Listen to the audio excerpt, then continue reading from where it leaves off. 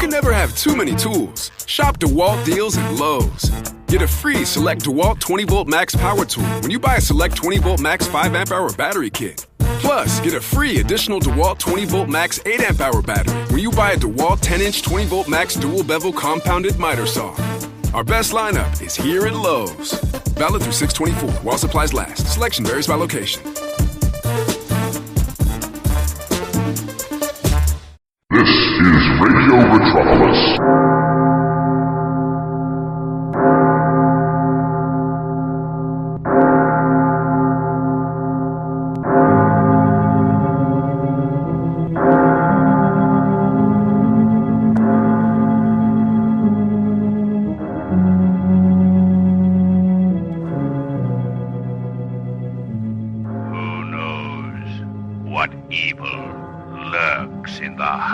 Of men. The shadow knows.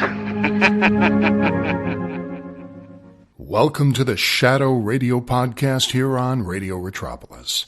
Tonight, several workers in a tunnel construction project are killed in a depressurization chamber when the air pressure in it drops too quickly. This is called the Sandhog Murders from November 26, 1939 here on Radio Metropolis.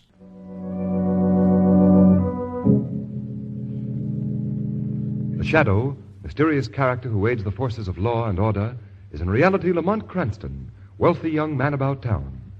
The Shadow uses his hypnotic power to cloud men's minds so that they cannot see him. Cranston's friend and companion, the lovely Margot Lane, is the only person who knows to whom the unseen voice of the Shadow belongs. Today's story, Sandhog Murders.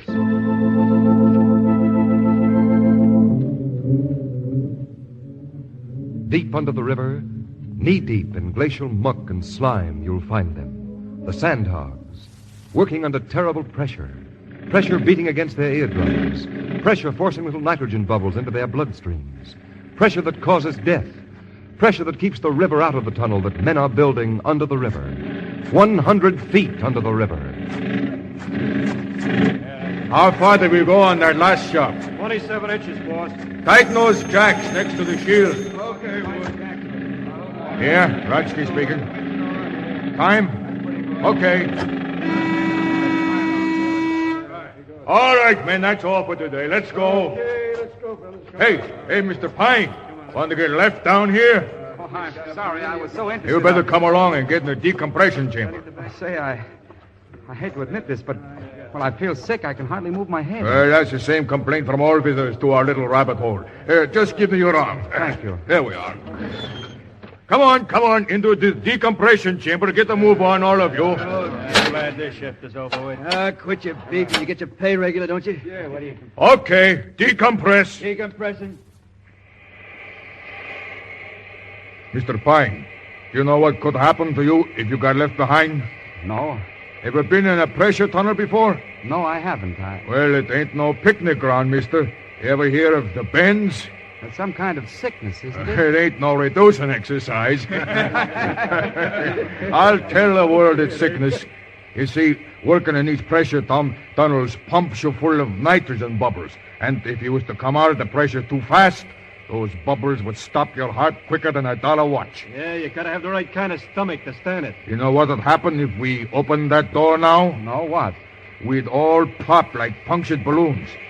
The pressures got to go down slow like. Just now we are working under 39 pounds of pressure per square inch. Say, are you trying to scare me? Lay off him, Jack. You had enough trouble lately? Hey, something tell you what happened. The pressure's dropping too fast. Oh, Kim, tell him to increase the pressure. Too late. Too late. Hurry, we're going.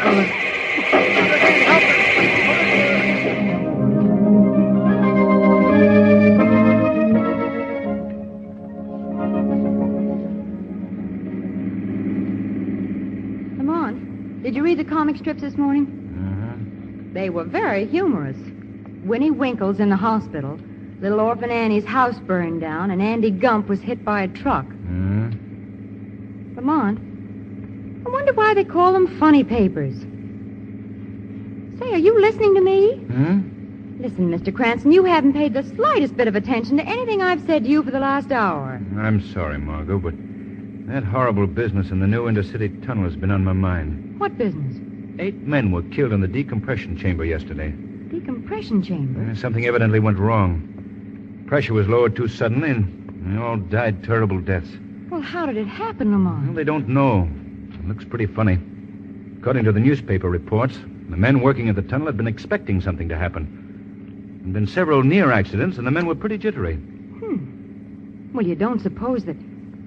Oh, Lamont, I know that look in your eye, that old crime detector look.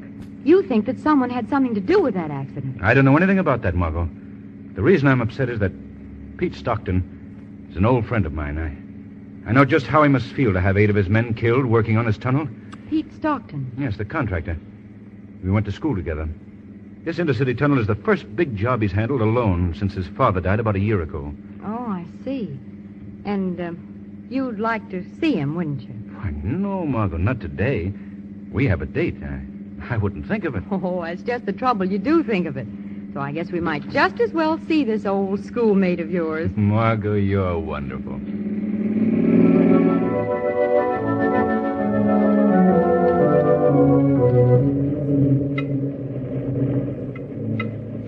About those men who died in the decompression chamber, Pete. How do you explain that? I can't explain it, Lamont. There's been so much trouble around here on this job, and then to have this terrible thing happen. Well, it'll never happen to me again. Well, what do you mean? I'm quitting. I never wanted this tunnel work. I was just doing it for Dad's sake. Well, he's dead now. Joe Brandley and other contractors agreed to take the whole thing off my hands. Quitting? Yes. I couldn't stand another experience like this one. All those men left wives, sweethearts, and mothers. How can I ever repay them? Make up to them for their loss? Hey, Pete. The men want to talk to you. They want to go back to work. What, did you tell them that Brandley was taking over Monday? I told them, but they want to work for you, not Brandley. Well, I guess I'll have to tell them myself. Oh, by the way, this is Pop Berkey. Miss Lane. How do you do? Mr. Cranston. How do you do? How do you do? Pop's an old-timer. He and my dad broke into the business together. Well, ask him anything you want to know about sandhogging. I'll be back in a few minutes. He's taking the whole thing pretty hard, isn't he? Yes. I'd like to help him, Margot. He's a swell guy. First time you two have been around the tunnel in the making? What? Oh, yes. It's very interesting, isn't it? But is it necessary to keep everything so greasy? Well, Mr. Berkey, what caused the accident in the decompression chamber? Are you asking me what or who? So you think that the accident wasn't exactly an accident?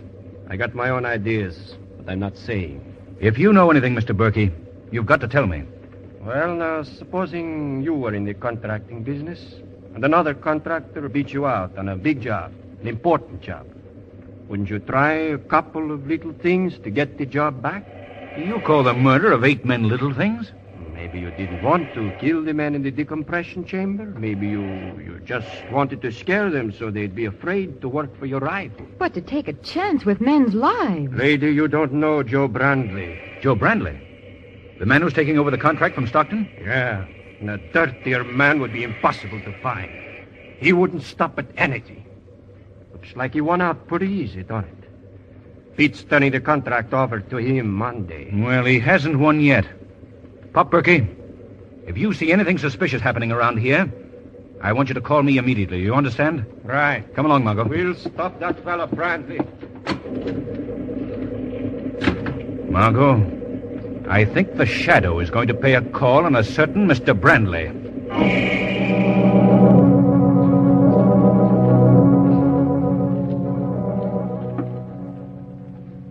No.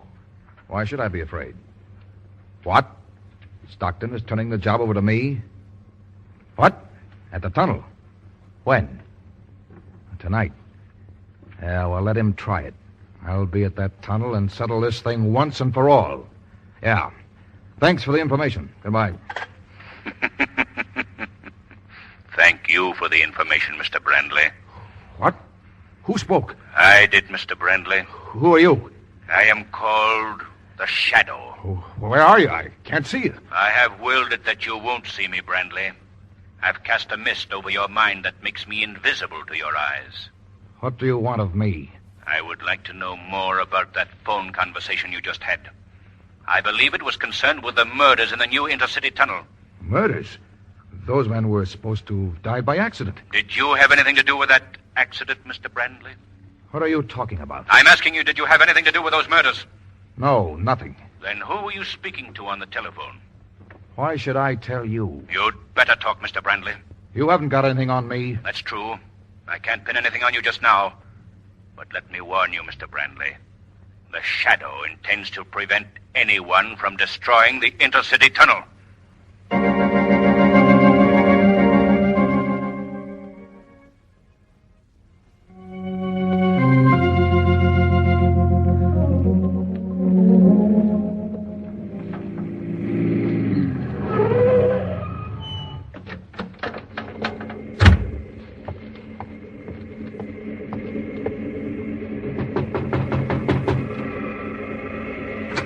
Who's there?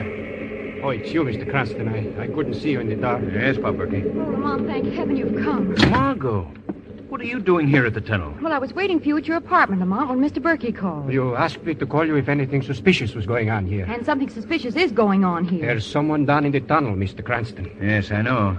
I expected the killer would make his move tonight with the tunnel deserted. But what are you doing here, Margot? Well, I don't know, but I didn't know how to get in touch with you, so I thought I'd see what I could do in your absence. I left a note for you at your apartment, Lamont. Oh, am I glad you've come. The very idea of going down into that empty tunnel gives me the cold chills. Now, wait a minute, Margot. What were you expecting to do down in the tunnel? What was I expecting to do? Why, I was... Well, now that you mention it, what was I expecting to do? Margot, we're dealing with a desperate man. Do you realize what might be waiting for you down there? Mr. Cranston, he's down in the tunnel, all right. The elevator was at the bottom of the shaft when I came back from dinner. Berkey, what can he do to the tunnel? He could set a time bomb and blow it to pieces. Well, let's go. Where? We're going down into the tunnel, Margot, on a manhunt. You better wait here. All alone? We won't be going long. Not me. I'd rather go down the tunnel. All right, then, let's go. Now, where's the elevator, Berkey? Over this way. I have some boots for you to wear. It's a little muddy down below. All right. Yeah, step in, Margot. It's like going down into a coal mine, isn't it? Margot, have you ever been down in a coal mine? No, but this is the way I imagine it would be. Oh. How deep is this? What? This elevator shaft. About 100 feet or so. Isn't very deep. Deep enough for me, thanks. This will take us down to the tunnel. What happened? We've arrived, Margot. That's all. That's enough. All right, step out. Look out for the mud and water. Better walk on the planks. Wait a minute. Flash your light around, Berkey. No one here. All right, lead on, Berkey.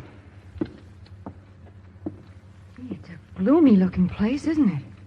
Sort of scary, too. You're just outside the tunnel now. All right, step in, Margot. Is this the tunnel? Not yet, lady.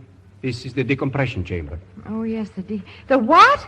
I'm not going in that thing. It was the only way we can get into the tunnel, Margot. Well, isn't that the place where those men were... Say, I don't think I'm going to like this. Come on, Margot. It's too late to back out now. Well, I'll get in, but it's under protest. Okay, Berkey. Shut the door. What's that hissing sound? That means that air is being pumped into this chamber. We're going under pressure. No, I don't like it. Your ears hurt, huh? It's the pressure. You'll get used to it. I don't intend to get used to it. It's necessary, Margot. You see, we've got to adjust the pressure in our bodies to the pressure in the tunnel before we can enter it. Well, this is the tunnel. The river's right overhead, lady. Oh, it's so dark. Can you give us some light, Berkey? I wouldn't want someone sneaking up behind me in the dark. Yeah, that's better. Goodness, it's muddy down here. Now what, Mr. Berkey? Now we'll take a look around. Knowing you, Lamont, certainly gets me into the darndest places. You're not sorry, are you? No, but I do wish Hey, that... look. I'm going back to the decompression chamber to see that whoever it is don't try to slip out while you're looking toward the center of the tunnel. That's a good idea. We'll go on ahead. Come on, Margot. Lamont, do you think that was such a good idea? What?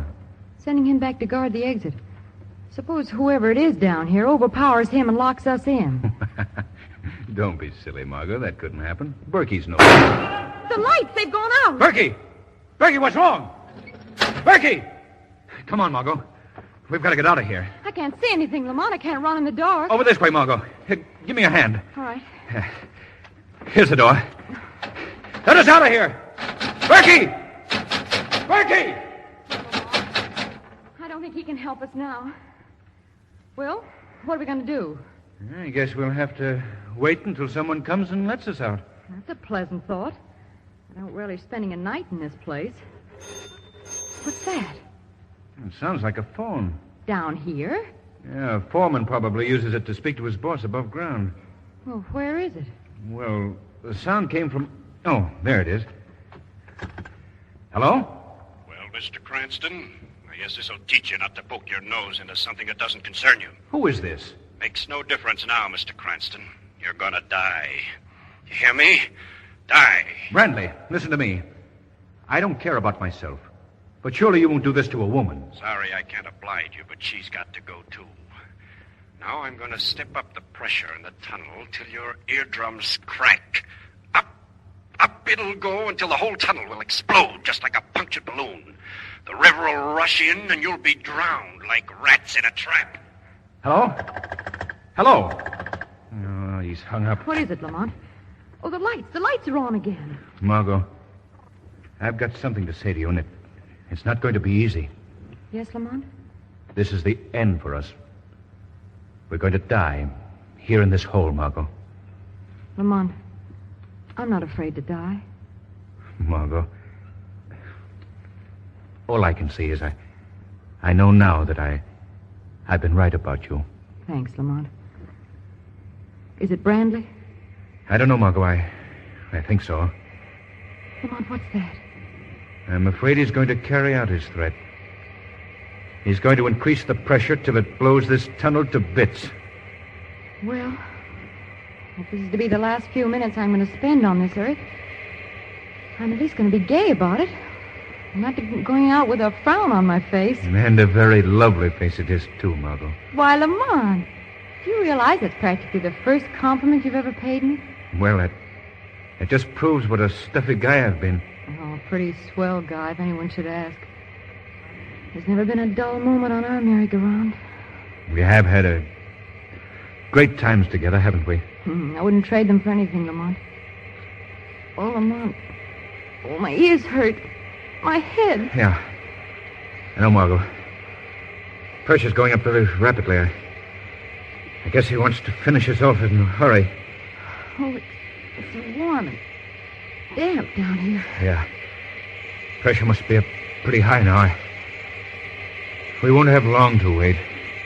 The air's getting so misty. Margot. What is it, Lamont? Margot. The minute that weak part of the tunnel up there, the part that hasn't been reinforced, is going to give way. The river's going to rush in.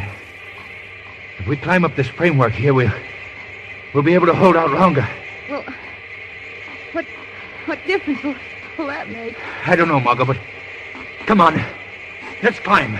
All right, Lamont. If it'll make you any happier. Here. Give me a hand. I'll help you. Come on. Lamont, help! Look out! There it goes!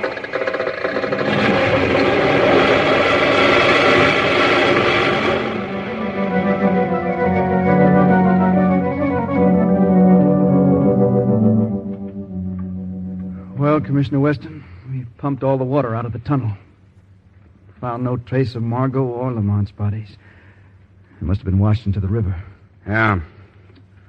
You know, they were both personal friends of mine, too. Yes, I know. Well, that's the way it goes. Lamont was trying to help me. I was going to give up the whole job, Commissioner, but now I'm going ahead with it.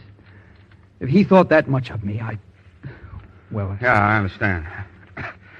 Well, now tell me about this Pop Berkey. Well, it's simple enough. I found Pop myself. He was just outside the tunnel, unconscious from a blow on his head. How long have you known him? Well, he and my dad broke into sandhogging together.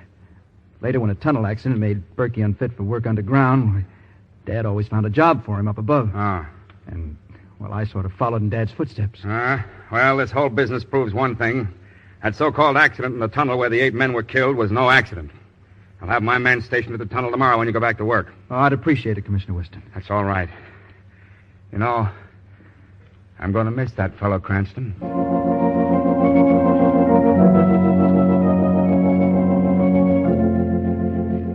Stockton, do you mind if I stay here a while and look this room over? No, not at all, Commissioner Weston. I've got to go down below in the tunnel and talk to the men. If anything happens this time... Nothing's going to happen, Mr. Stockton. Not while I'm here. Good luck, son. Good luck. Yeah, thanks. Commissioner Weston. Huh? What? It's the Shadow, Commissioner. The Shadow. Well, my friend, what are you doing here? I'm here to help you catch the murderer. That's what you're here for, isn't it? Yeah, sure, but who is he? Softly, Commissioner, softly. You wouldn't want to scare our murderer away, would you? Is he here? Very close now. In just a moment, he'll come into this room. This is what he's been waiting for. You see, the lives of the men in the tunnel depend on the proper functioning of the pump machinery here. The murderer will attempt to destroy the pump and kill the men down in the tunnel. This is to be his final job. For today, for the first time, Peter Stockton is down below. Well, he won't get away with it. Quiet, Commissioner. I think this is our man now. Quick, hide behind the machinery. Yeah, right.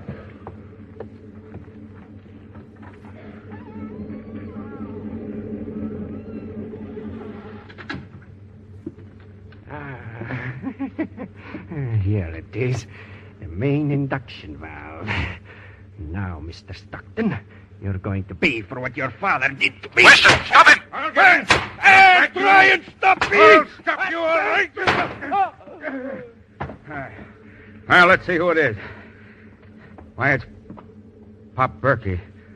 I've killed old Pop Berkey. No, Commissioner. He'll live to pay for his crimes.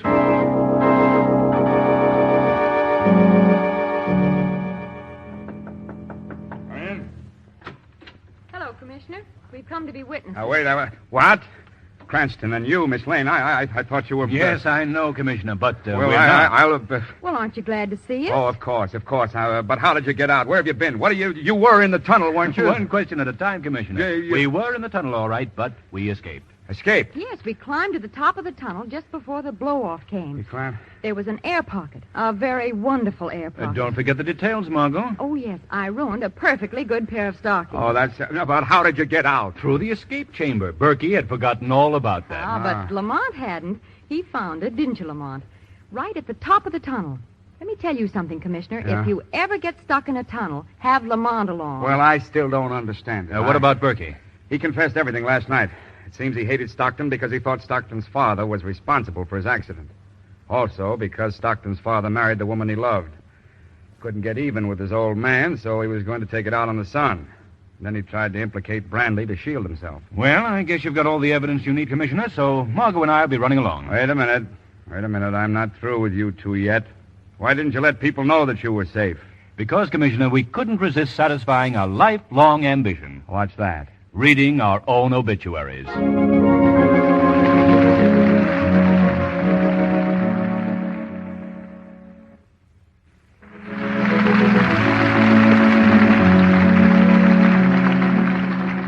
Today's program is based on a story copyrighted by The Shadow magazine. The characters, names, places, and plot are fictitious. Any similarity to persons living or dead is purely coincidental.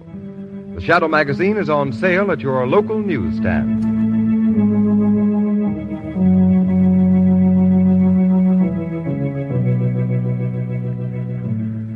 The weed of crime bears bitter fruit. Crime does not pay. The Shadow knows. That was the Sandhog Murders on the Shadow radio podcast from November 26th, 1939, here on Radio Retropolis. We should first explain the term sandhog, which is the basis for this whole episode, and it's a real term. It's a real group of people. A sandhog is a slang term, it was slang then, given to construction workers who work underground on any number of excavation projects, namely in New York City. That's really where the name took place. And generally, these projects involve some other type of underground construction or mining projects, such as, in this case, building tunnels. Most notably, these sandhogs were responsible for building the Lincoln Holland Water Tunnel No. 3, Queens, Midtown, and Brooklyn Battery tunnels, all around New York City. The Holland Tunnel opened only 10 to 15 years before this episode, so it was a relatively new phenomenon that you could drive a car or walk under the Hudson River. That was unheard of before. The Lincoln Tunnel Center Tube, also under the Hudson River, opened in 1937, just 2 years before this episode, and the North Tube of the Lincoln Tunnel opened in 1945, and the South Tube in 1957. Did you notice the rather extended subtext between Cranston and Margot when they thought they were going to die? This was the first time I know where they are as close to admitting their deep feelings for each other as they have ever come. It was almost turning into sort of a romantic soap opera for a second there, but they just couldn't quite say it, and that's a good thing. Writer Sidney Slon, who we've heard before, made a very smart move, as I said, and never allowed either to say those three treacherous words. Do I really need to say them? I think you know what they are. As it would have killed the romantic tension and good-natured noodling with relationship issues. Relationship issues killed the TV series Moonlighting with Bruce Willis and Sybil Shepherd, and it killed Lois and Clark with Terry Hatcher and my good buddy Dean Cain. Once Lois had Superman, what other story was there left to tell? Nothing. It was Lois and Clark. You don't want to do a story of married people or relationship people. You want to do the romantic, the sexual tension, the love-hate, the give and take. Will they, won't they? And then when they finally get together, then that should be the end. So if Cranston and Margot had admitted that they were deeply in love with each other, which is obviously apparent here, the show's over at that point because you can't go back. You can't put the toothpaste back in the tube at that point. It doesn't work, and therefore you can't get past it to get to what this show is really about, which is the shadow and adventure and crime solving. Kenny Delmar is Commissioner Weston here, and Delmar was a very successful radio actor who was part of the infamous War of the Worlds broadcast, which we've had here on Radio Metropolis, and also we did a behind-the-scenes exclusive documentary on that as well, too.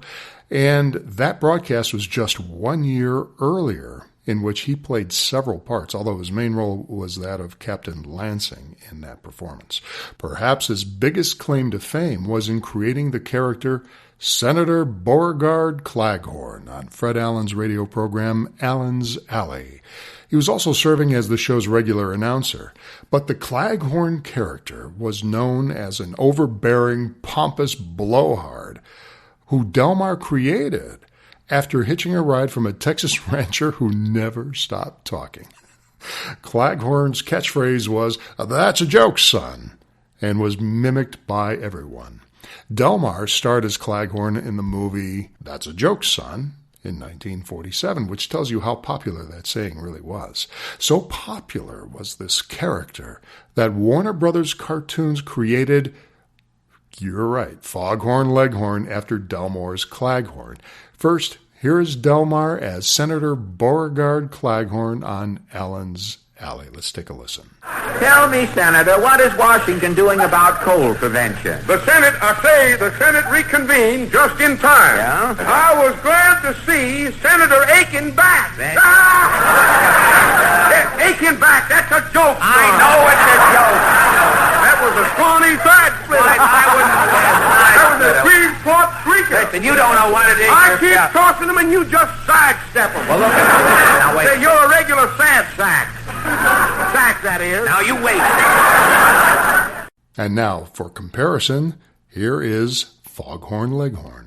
That's a joke, boy. You missed it. Went right past you. You gotta keep on your toes. But toes, that is. But the fast ones get right by you. Keep your ears open. But yappity, yappity, yap. I can't get a word in edgeways. Talk. But no wonder you're not sharp. You gotta always listen. Shut up! It's funny stuff. Cracks me up ever since I was a kid, even to this age now. Never gets old because there is no substituting for great drama or great comedy. If it is great, it's always great. Kenny Delmar died on July 14th, 1984 at the age of 73. Well, that's it for the Sandhog murders here on the Shadow Radio podcast from November 26th, 1939 here on Radio Retropolis. We will see you next time. This is Radio Retropolis.